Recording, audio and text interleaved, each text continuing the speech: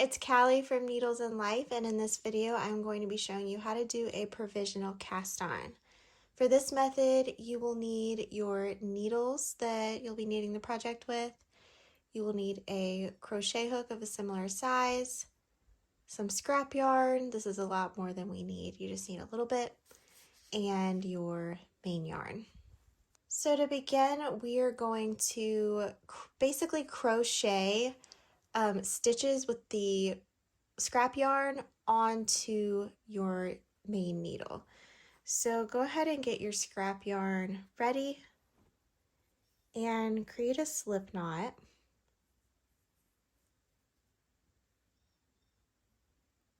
The next thing you're going to do is just chain a few stitches, and if you're not a crocheter, that's okay. Just insert your hook into that slip knot, tighten it up a little bit, and then take the working yarn. So this is your tail, and take the working yarn and wrap it over the hook. Then you're going to pull through that loop to create a little chain. That's all it is to it. So wrap the working yarn over the hook, pull it through the loop on the hook, and you've got another chain. So I just want a few chains so that this doesn't unravel or anything.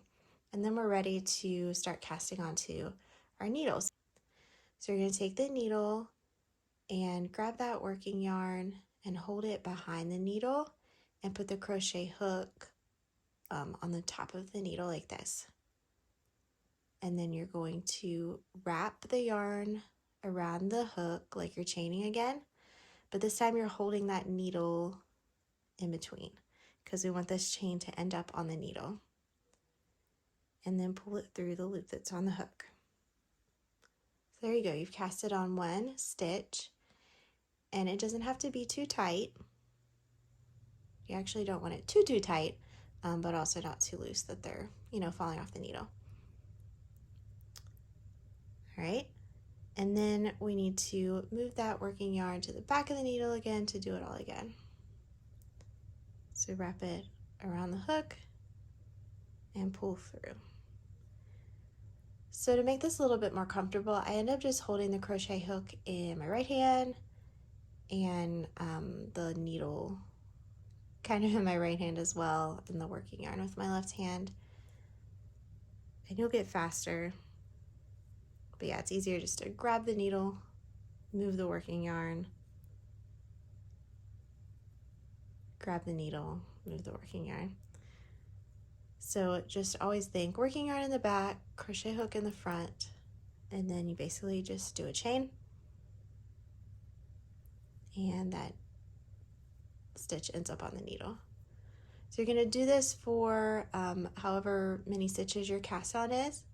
Mine is 64, so I'm not going to make you watch me cast on 64 stitches. So I'm going to go ahead and keep going, and I will meet you at the end.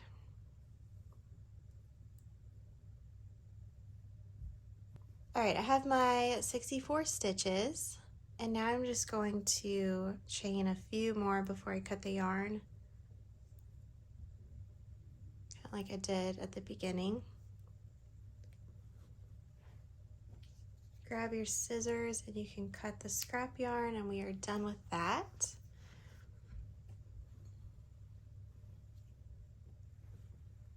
And next you can grab your main yarn